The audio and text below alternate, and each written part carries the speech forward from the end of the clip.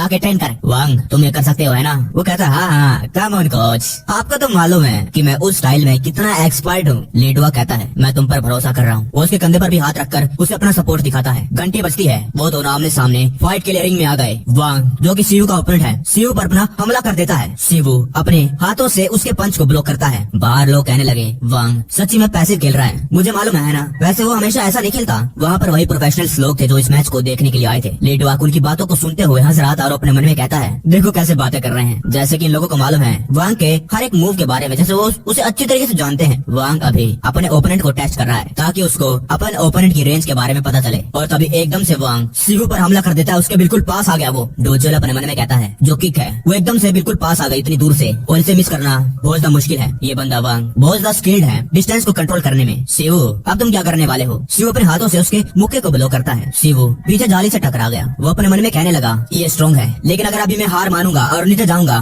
तो अभी तक मैंने जितनी मेहनत करी है वो सब कुछ बेकार हो जाएगी। वांग शिवू को मुक्का मारता है, लेकिन शिवू साइड हटकर उसके मुक्के को डोज कर लेता है और उसका मुक्का जाकर सीधा जाली से टकरा गया। शिवू अपने मन में कहने लगा मुझे याद करना होगा आखिरकार मैंने किस वजह से इतनी सारी हेलिश ट्रेनिंग को सहन करा। याद कर कैसे वो लोग तुझे हर रोज मारते, तेरा मार मार के भरता बना देते थे हर दिन सुबह शाम। वांग लगातार शिवू पर अटैक कर रहा था और शिवू अपने हाथों से ब्लॉक करने की कोशिश। तभी वो अपने मन में कहता है इसका जो खुला और यही मेरा मौका है। जैसे ही वो उसे मुक्का मारता है वांग फटाफट वहाँ से अपना अटैक करने के लिए आगे बढ़ गया। वो नीचे झुक कर वांग शिवू के सीधा गाल पर मुक्का मार देता है और शिवू पीछे जाली से टकरा गया। उसका पूरा शरीर कांपने लग गया। वांग अपने मन में कहने लगा बढ़िया, क्या ही बढ़िया तेज मुक्का मारा है तेरे मुंह पर, और अब तो खत्म है। शिवू वो अपनी आंख अजीब तरीके से खोलता है, पता नहीं उसे क्या हुआ, और वह एकदम से वांग पर हमला करने शुरू कर देता है। वांग शिवू को समझ नहीं पाया। वो अपने मन में कहने लगा ये साला लिटिल इतना जोरदार मुक्का मुंह पर खाने के बाद भी ये सीधा मुझ पर अटैक करने के लिए आ गया। मुझे ये मत कहना कि ये स्कफल के लिए जा रहा है। वांग भी अब शिवू पर हमला करना चालू कर देता है। शिवू अपने मन में कहता है युंगसुंग कितना खुश रहा करता था,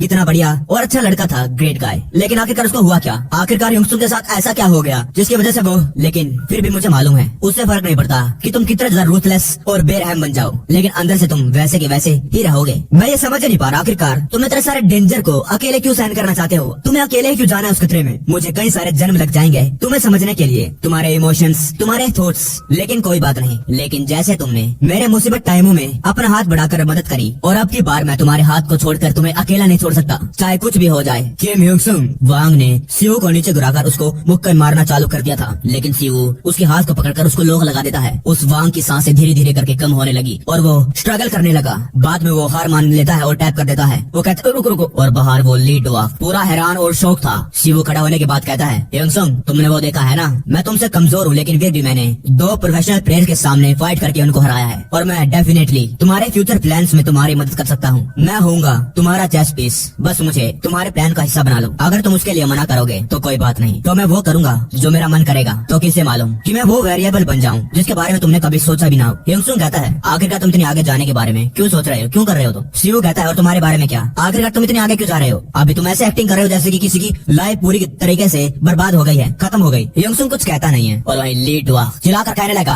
अब तुम क्या करने की कोशिश कर रहे हो? तुम्हारी बुलशिट बंद हुई, बस बहुत हुआ, अगले मैच के लिए तैयार हो जाओ। अभी भी एक बंदा बचा हुआ है, ये बंदा है शिन चांगमोन। और वहीं उसे देखने के बाद कोई हंसने लगा। वो ये तो देखने में बहुत ज्यादा स्केरी है, ये पागल है ना, ये कितना ज्यादा बेइज्जती वाला सीन हो गया इनके साथ। यहाँ पर कितने सारे लोग देख रहे हैं, एक प्रोफेशनल एक हाई स्कूलर से हार गया, वो भी 2 बार। अब कोच लीडुआ क्या करने वाले हैं? ये बातें सुनने के बाद लीडुआ अपने मन में कहता है साला अगर ये अभी खत्म हो गया यहाँ पर तो मेरी रेपुटेशन मिट्टी में मिल जाएगी। लोग बस यही बातें करेंगे कि जंग डूचियोल के स्टूडेंट्स मेरे स्टूडेंट से बेहतर हैं, मेरे से बेहतर कोच है और उसके पास बेहतर प्लेयर भी है। लीडुआ कहता है चांगुन बस एक मैच। चांगुन कहता है क्या, लेकिन अभी तक तो मेरा डेब्यूट मैच भी नहीं आया। ये शिन चांगुन है और ये लीडुआ का एक सीक्रेट वेपन है। जितने भी लीडुआ के पास स्टूडेंट्स आए थे, जितने भी उसने अभी तक कोच करा, जितने बच्चों को, उनमें से सबसे ज्यादा टैलेंटेड उसे चांगुन ही लगा। और लीडुआ सोच रहा था कि चांगुन का एक्स्ट्रा ऑर्डिनरी बहुत बढ़िया डिबेट करवा के उसे मार्शल आर्ट फाइटिंग स्टार बना दे। लीडुआ कहता है ये बस एक छोटा सा स्पारिंग मैच ही है और तुम्हें ऑडियंस की अटेंशन मिल सकती है और तुम मेरी रेपुटेशन को बचाओगे, है ना? चांगुन कहता है क्या ही कोच, अब मेरा आपके ऊपर एक उधार है। लीडुआ कहता है तुमने कहा था कि तुम देखना चाहते हो अपने दोनों स्टूडेंट्स कितने ज्यादा कैपेबल हैं, तो अपने दूसरे स्टूडेंट को भेजो चांगुन के साथ फाइट करने के लिए। डूचियोल कहता है अब तुम क्या करना चाहते हो वो तुम्हारी ही चॉइस है। युंगसुंग अपने मन में कहता है मेरी प्रीवियस लाइफ में 2 लोग थे जिनका मार्शल आर्ट नेशनल में एक बहुत ही बढ़िया फ्यूचर था। उनमें से एक था किम मियोल और दूसरा बंदा था शिन चांगहुन। और उन दोनों में से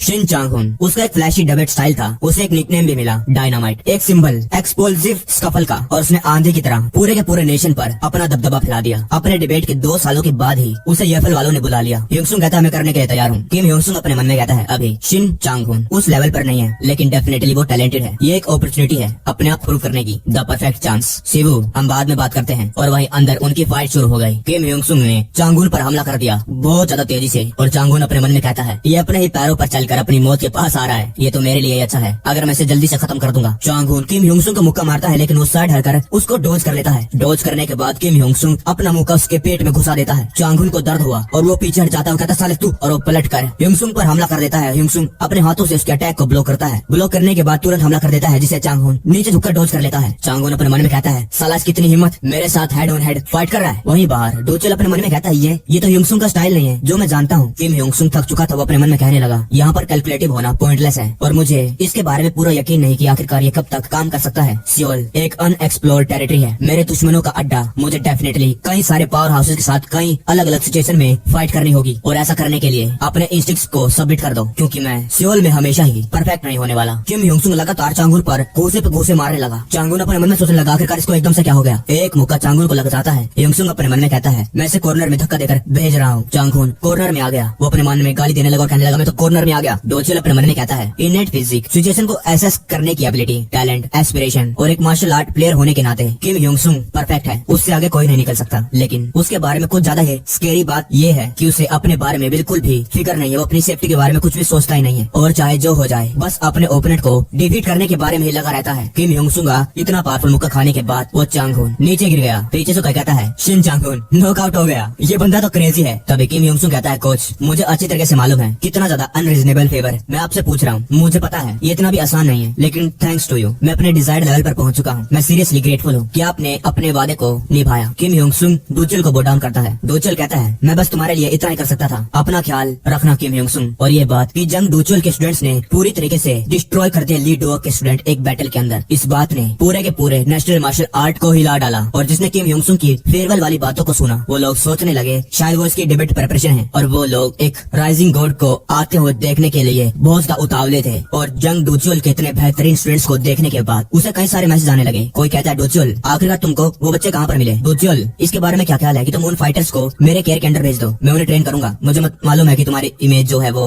चलो तुम्हारे फ्रेंड्स को एक साथ डिबेट करते हैं, जब हमें रिजल्ट मिलेगा तो हम आगे जाएंगे एक टाइटल मैच के साथ, सीधा ही, तुम्हें चिंता करने की जरूरत नहीं। वो लोग ऐसे मैसेज कर रहे थे कि वो लोग भूल गए कि आखिरकार वो लोग कैसे जंग डोचेल को इग्नोर क्या करते। वो बेशर्म होकर जंग डोचेल को दोबारा से मैसेज करने लगे, उसके कॉन्टेक्ट में आने लगे, लेकिन जंग डोचेल के लिए वो सब कुछ तो बेकार था। डोचेल अपने जिम के अंदर टल्ली पड़ा था। वो सोच रहा था कि मुझे लगा कि मैं रिफ्रेश फील करूंगा जब किम ह्योंगसुंग और शिवू चले जाएंगे, एक बार उनका काम पूरा हो जाएगा जो हमारी डील थी, लेकिन ऐसा फील हो रहा है जैसे कि मैंने अपनी व्हील को लॉस कर दिया। कहाँ गया मेरे व्हील? पहले तो मैं सब कुछ पैसे के लिए कर रहा था, लेकिन एक पॉइंट पर मुझे ये रियलाइज हुआ कि मैं वो था जो पैसे के लिए और लोगों को सिखाया करता था, वो सच्ची में इस टीचिंग वाले रास्ते को पसंद करने लग गया है। एक पॉइंट पर मैं अपने आप को लीड वक्त से नीचा समझने लग गया था, लेकिन जैसे ही मैंने उन दोनों को ट्रेन करा, वो सारे के सारे थॉट्स एकदम से गायब हो गए, जैसे कि पहले कभी थे ही नहीं। ये इतने सारे लोग मुझे मैसेज कर रहे हैं, मैं किसी का भी हाथ पकड़कर पैसे कमा सकता हूँ, लेकिन क्या मुझे वो स्टूडेंट मिलेगा जो मुझे सेटिस्फाई कर सके? तभी उसे एक फोन आता है, वो फोन को उठाता नहीं, तभी वहाँ पर कोई और आ जाता है। वो कहता है क्या आप कोच जंग डोचेल है? आप ही कोच है ना? वो स्पारिंग मैच उसने मेरे दिल पर कुछ गहरा असर छोड़ दिया है। मुझे फर्क नहीं पड़ता कि और लोग क्या कहते हैं, मुझे पूरा यकीन है कि आप एक्सट्रीमली टैलेंटेड हैं, तो प्लीज